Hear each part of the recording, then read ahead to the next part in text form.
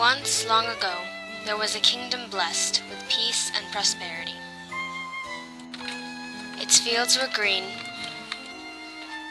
its crops were healthy, and its people were happy.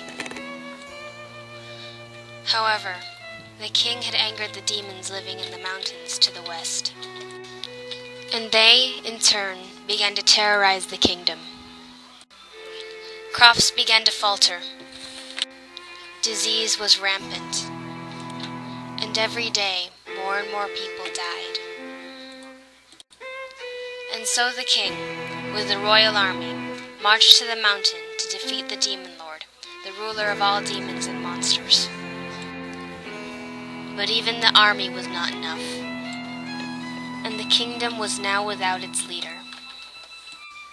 The people were tired, they were hungry, and they were angry, but no more were willing to march to the mountain to try to defeat the demon lord, except for one boy.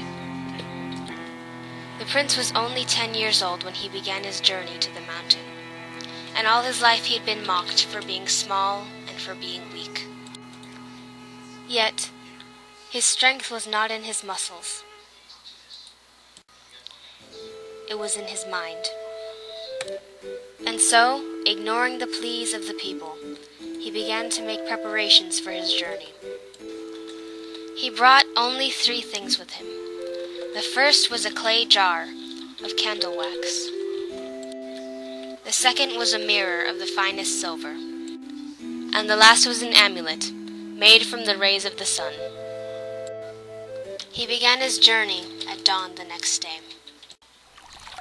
It wasn't long before he stopped by a stream to take a drink. A knight's helmet floated down the river, bearing his kingdom's crest. A warrior had been here. This stream was the home of sirens, creatures who lulled their victims into an eternal sleep. They rose from the water, singing their sweet lullabies to him as he swam through the river. And when the young prince reached the other side, he removed the candle wax he'd stuffed in his ears. He continued his journey and paid the sirens no more heed. At noon he was walking through the forest, when he heard a hissing noise coming from behind him. He quickly climbed a low branch and watched as a basilisk slithered through the forest below him. One look at its eyes and he would be paralyzed, turned to stone. He jumped onto its back and dangled his silver mirror in front of his eyes. It turned to stone from seeing its own reflection. And so the prince continued his journey.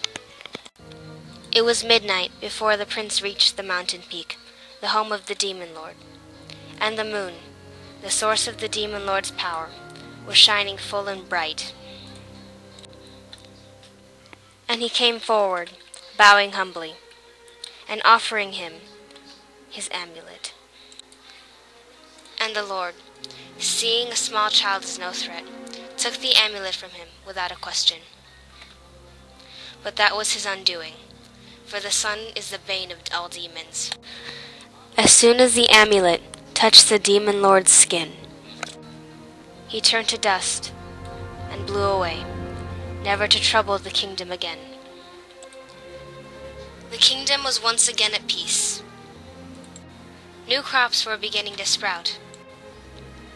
The sick were recovering, and once again the villagers were happy, and with smiles on all their faces, they went to the gate to greet their new hero.